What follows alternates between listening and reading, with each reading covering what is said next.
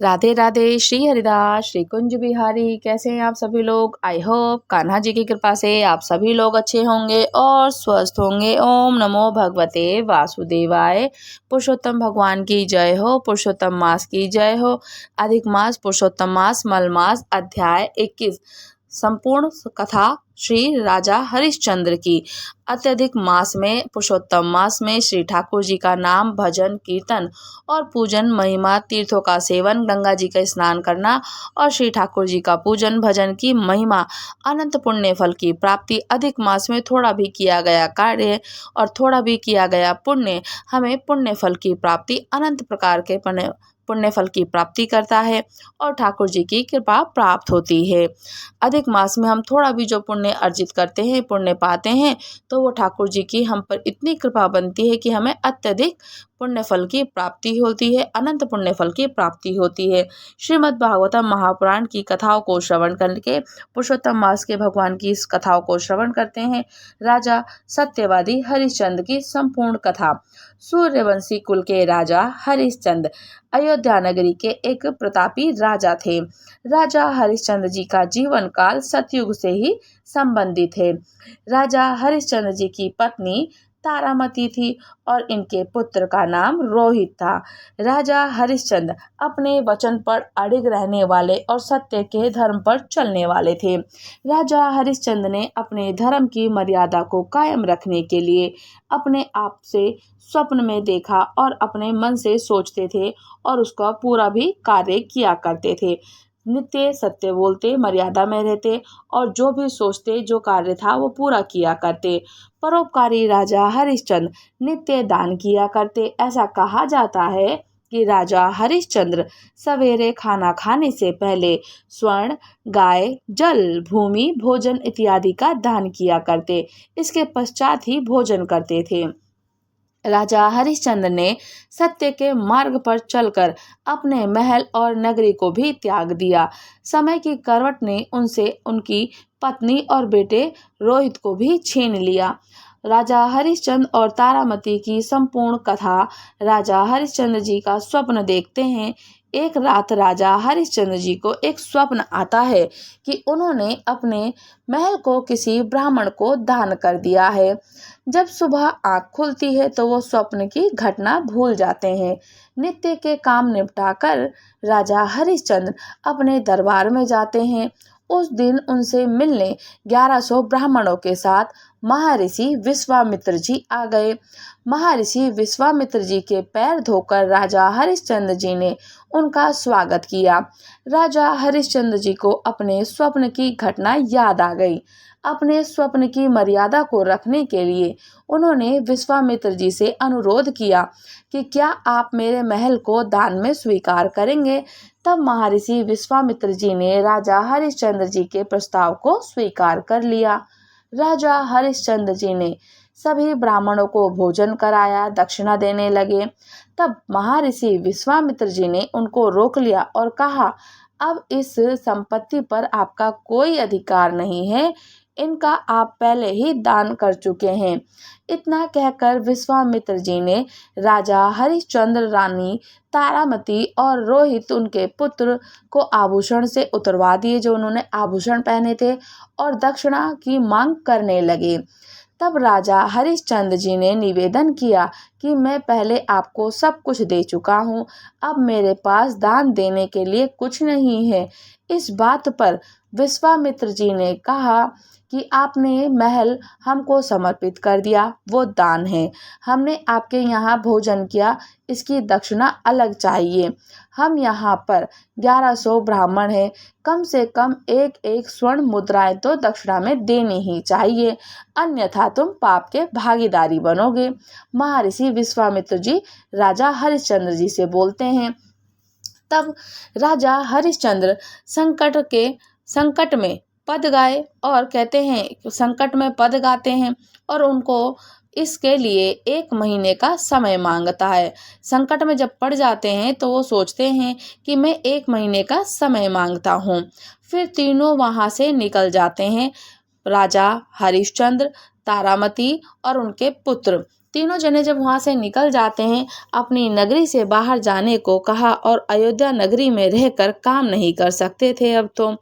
तब विश्वामित्र जी के द्वारा नगरी से बाहर भेज दिए जाने पर राजा हरिश्चंद्र जी ने अपने परिवार के साथ शिव नगरी काशी में पहुंच जाते हैं। काशी में पहुंचकर राजा हरिश्चंद्र जी ने काम ढूंढने की कोशिश की, लेकिन उनको कोई काम नहीं मिलता। तब विश्वामित्र जी का ऋण चुकाने का आखिरी दिन था और राजा हरिश्चंद्र गंगा जी के घाट पर बैठे थे। राजा हरिश्चंद्र जी ने माँ गंगा से प्रार्थना करी, अगर मैंने आप अपने जीवन में सत्य धर्म को निभाया है तो आज मेरे धर्म की रक्षा कर लेना माँ गंगा। रानी तारामती वहां आई और कहने लगी कि आप मुझे बेच क्यों नहीं देते हैं, आप मुझे ही बेच दीजिए।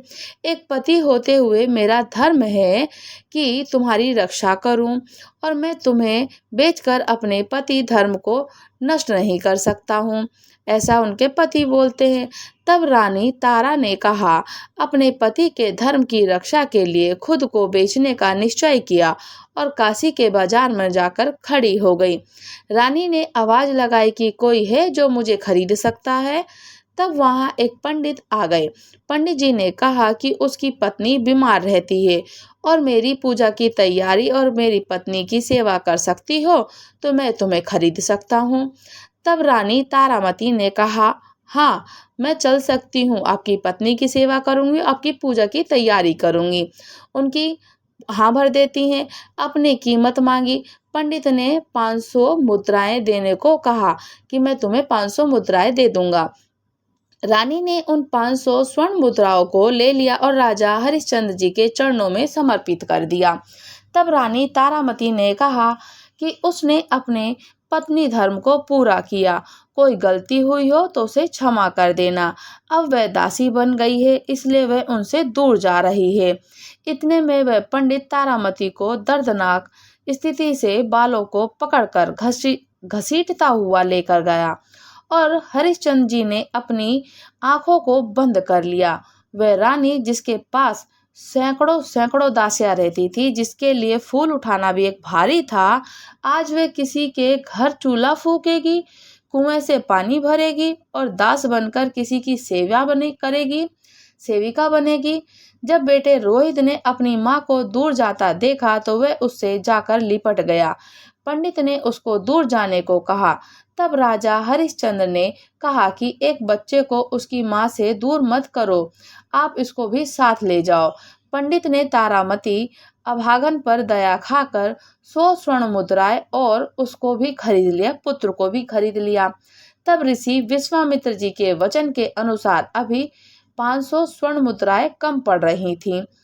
राजा हरिश्चंद्र ने खुद को बेचने का निश्चय किया। जब उन्होंने काशी के बाजार में हरिश्चंद्र ने खुद की बोली लगाई, वहां आता हुआ एक चंडाल ने 500 स्वर्ण मुद्राओं में राजा हरिश्चंद्र को भी खरीद लिया।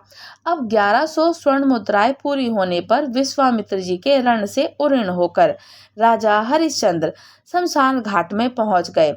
वहां हरिश्चंद्र ने लोगों को रोते हुए चीखते हुए देखा, मुर्दों को जल रहे थे।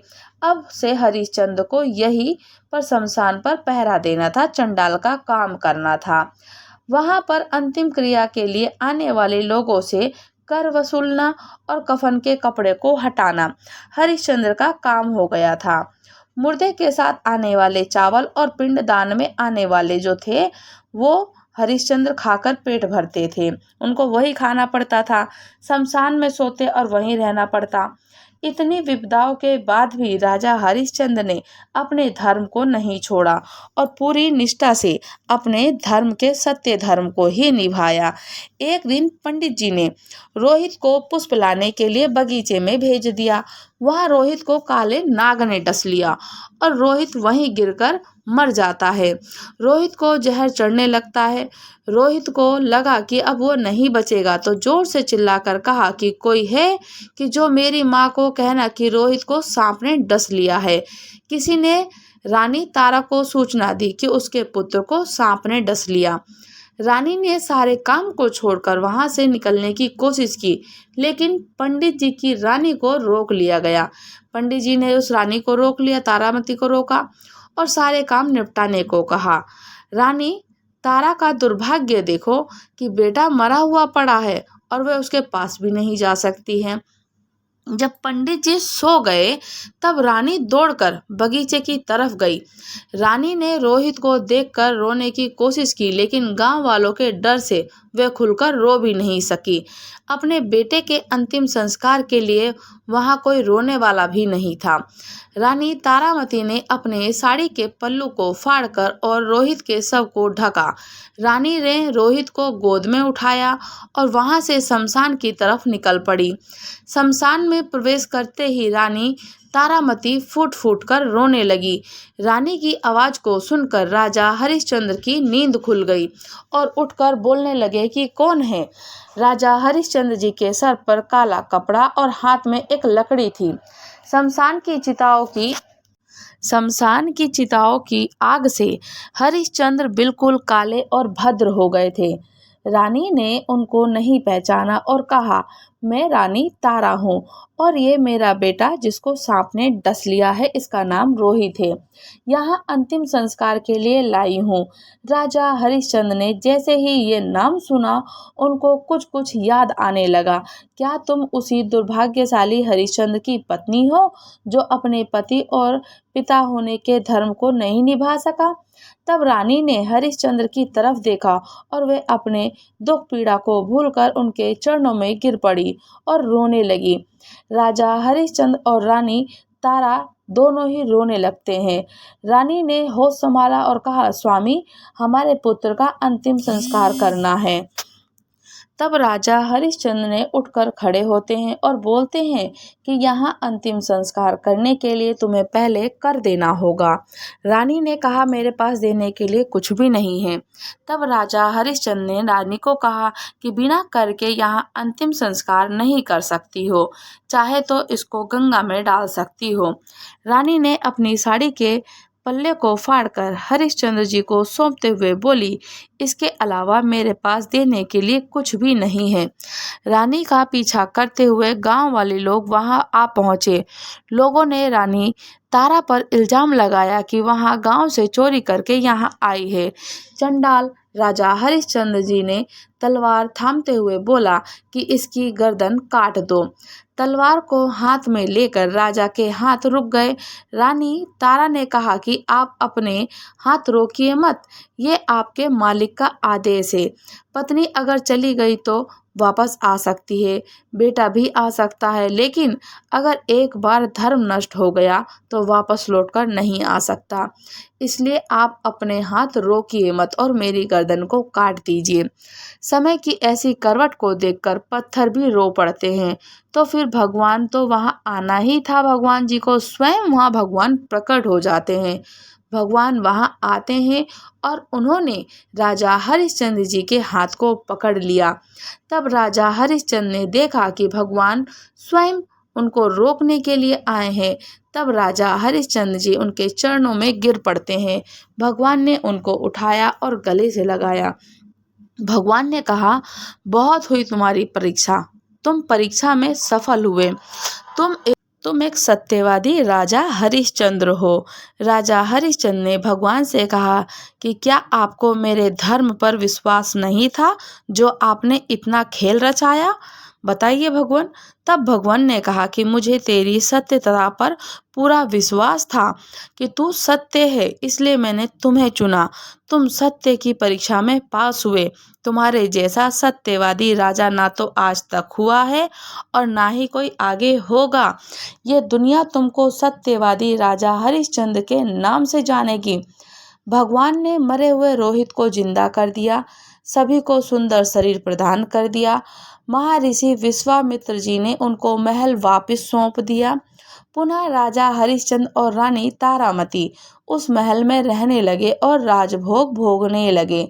ऐसा कहा गया है कि धर्मों की रक्षा के लिए जब तुम धर्म की रक्षा करते हो तो धर्म तुम्हारी स्वयं रक्षा करता है। राजा हरिश्चंद्र सत्यवादी बनना तो बिल्कुल नामुमकिन है। पग पग पर राजा हरिश्चंद्र जी ने सत्य की परीक्षा दी। और कुछ लोग कहते हैं कि राजा हरिश्चंद्र जी ने अपनी पत्नी को भी बेच दिया, तो ये गलत है। राजा हरिश्चंद्र जी ने पूरी निष्ठा से अपने पति धर्म को निभाया। जब तक वे खुद नहीं बिक गए तो रानी ने खुद के बेटे का अंतिम संस्कार करने से मना कर दिया और मालिक धर्म को निभाने के लिए अपने पत्नी पर तलवार भी चलाने वाले थे। इससे ज़्यादा और भला क्या करुणा की स्थिति हो सकती है कि स्वयं पत्नी अपने पति धर्म निभाने को कहती है कि आप अपना पति धर्म निभाइए और अपना धर्म निभाइए। जो सत्य धर्म है वही सनातन है और सत्य धर्म को निभाने के लिए ही ठाकुर जी ऐसा लीला ऐसी परीक्षा करते हैं कि जो भी श्री ठाकुर जी की परीक्षा में खरे उतरते हैं तो ठाकुर जी स्वयं उनके समक्ष प्रकट हो जाते हैं और उनको वरदान दे देते हैं। ठाकुर जी की अनंत अनंत महिमा है। ठाकुर जी की बहुत सारी लीलाएं हैं ऐसी जिस लीलाओं को हम श्रवण करते हैं, ठाकुर जी की लीलाओं को जब हम श्रवण करते हैं, उनका स्मरण करते हैं तो उनकी इतनी इतनी सुंदर अच्छी लीलाएं होती हैं कि मन में थोड़ी सी मुस्कान और आँखों में अश्रु, मन में प्रसन्नता अनंत अनंत भाव विभोर कर देती है। अधिक मास महात्म्य 21। वाल्मीकि मुनि बोलते हैं कि उसके बाद फिर प्रतिभा की अनलोटना क्रिया करके प्राण प्रतिष्ठा करते हैं। अन्यथा यदि प्राण प्रतिष्ठा नहीं करता है तो वह प्रतिमा धातु ही कही जाती है, अर्थात उसमें देवता का अंश नहीं होता। दाहिने हाथ से प्रतिमा के दोनों कपालों का स्पर्श कर हरि भगवान उस प्रतिमा में प्राण प्रतिष्ठित अवश्य करते हैं। और प्रतिमाओं में प्राणों की प्रतिष्ठा न करने से स्वर्ण आदि का भाग पूर्व के समान ही रहता है। उनमें देवता वास नहीं करते, वह पार्थिव हों। दूसरे देवताओं की प्रतिमा में भी देवत्व सिद्धि के लिए प्राण प्रतिष्ठा करनी चाहिए। पुरुषोत्तम भगवान के बीज मंत्र है, कहते हैं कि पुरुषोत्तम भगवान जी का बीज मंत्र का पाठ करना चाहिए। मंत्र वेदता उसी प्रकार प्रतिमा के हृदय पर अंगुष्ठ निरंतर रखकर हृदय में भी इन मंत्रों से प्राण प्रतिष्ठा कर सकते हैं। इस प्रतिमा में प्राण प्रतिष्ठा हो, इस प्रतिमा में प्राण प्रतिष्ठा हो, प्रतिमा से प्राण प्रतिष्ठा हो, इस प्रकार से बोलें। और प्रतिमा में प्राण चल्यमान हो, इस प्रतिमा की पूजा के लिए देवत्व प्राप्त हो, स्वाहा। इस तरह से आप यजुर मंत्र को कहा गया है, मूल मंत्रों को कहा गया है, अंग मंत्रों से कहा गया है, वैदिक मंत्र हो। स्वत्र प्रतिमाओं को प्राण प्रतिष्ठा करते हैं अच्छी तरह नाम मंत्रों से स्वाहा पद पर अंत में हाथ जोड़कर देवताओं का अनुस्मरण करते हुए प्राण प्रतिष्ठा करते हैं। इस प्रकार प्राणों की प्रतिष्ठा करके पुरुषोत्तम भगवान का ध्यान करते हैं। तब श्री वत्स जी के चिन्ह से चिन्हित वक्ष स्थल वाले शांत नील कमल के दल के समान छवि वाले तीनों जगहों से टेढ़ी आकृति होने के साथ राधा जी का पुरुषोत्तम भगवान का ध्यान करते हैं। और हे देव, हे देवेश्वर, श्री हरि नारायण, हे पुरुषोत्तम भगवान, हे पुरुषोत्तम श्री राधा जी के साथ आप यहाँ मुझसे दिए हुए पूजन को ग्रहण कीजिए। हे श्री राधिका सहित पुरुषोत्तम भगवान को नमस्कार करें। यह कहकर आवाहन करें कि पुरुषोत्तम भगवान अनेक रत्नों से युक्त जड़ित और स्वर्णों से विभूषित आसन पर आप ग्रहण हो। इस तरह कहकर उनको आसन समर्पण करें। गंगा जी का तीर्थ स्नान की प्रार्थना से पूर्वक लाया वह सुख स्पर्श करने वाला जल आग पार उसको उनको समर्पण करें और कहें कि हे गोपिकाओं के आनंद के लिए महाराज नंद गोप के घर में प्रकट हुए आप राधिका के सहित मेरे हृदय में अर्घ्य और ग्रहण करते हैं। यह कहकर आप अर्घ्य को ग्रहण करें।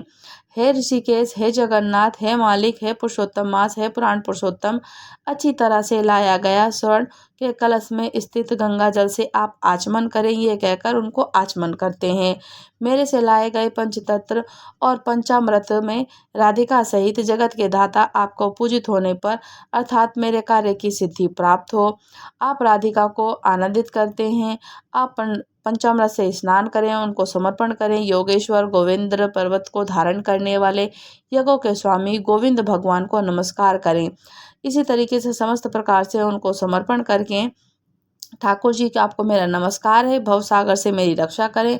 हे पुरुषोत्तम भगवान, उत्तरीय वस्त्र के साथ जनेऊ को आप ग्रहण करें।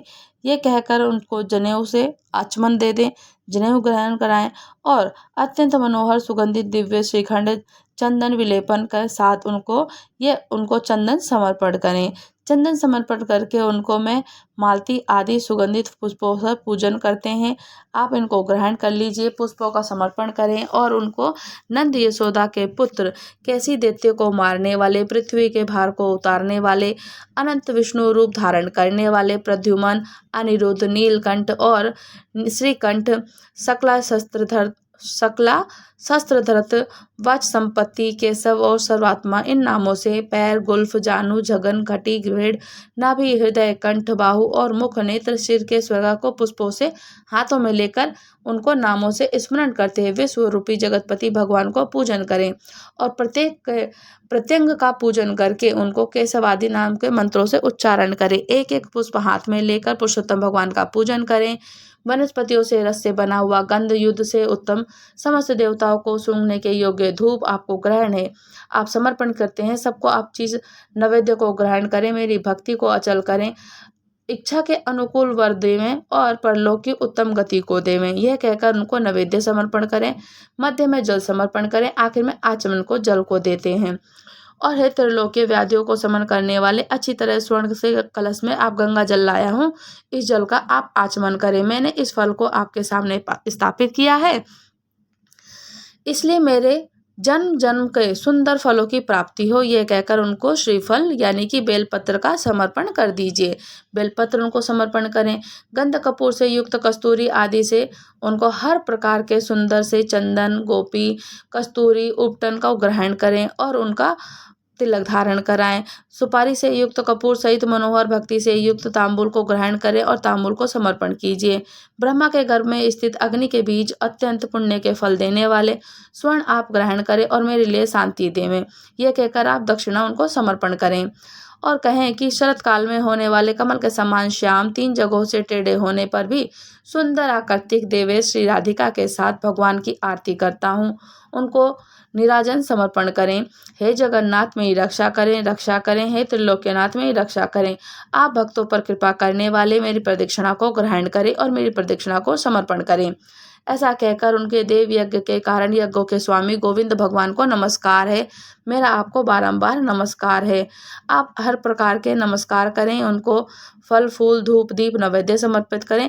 जो भी इस प्रकार से पृथ्वी पर तल और मनुष्य शरीर को प्राप्त करके मनुष्य पुरुषोत्तम मास के आने पर वैष्णव ब्राह्मण के आचार्य बनकर मेघ के समान श्याम बड़ वाले भगवान श्री हरि कृष्ण जी का राधिका जी के साथ पुरुषोत्तम भगवान का हर्ष और भक्ति के साथ प्रतिदिन पूजन करता है, वह इस पृथ्वी के अतुल्य समस्त सुखों को भोग कर परम पद को ही प्राप्त होता है। अत्यधिक मास, अधिक मास, पुरुषोत्तम मास, अध्याय 21 समाप्त हुआ। राधे राधे। श्री हरिदास, श्री कुंज बिहारी। अगर आप लोग मेरे चैनल पर नए हैं तो चैनल को लाइक, शेयर, सब्सक्राइब करना बिल्कुल ना भूलें और मुझे कमेंट्स करके जरूर बताइएगा कि क्या आप लोग भी ठाकुर जी का पूजन, भजन, कीर्तन, नाम जप की महिमा, तीर्थों का सेवन, गंगा स्नान का सेवन या गंगा जी का स्नान कर रहे हैं और पुरुषोत्तम मास का महात्म्य अवश्य श्रवण करें।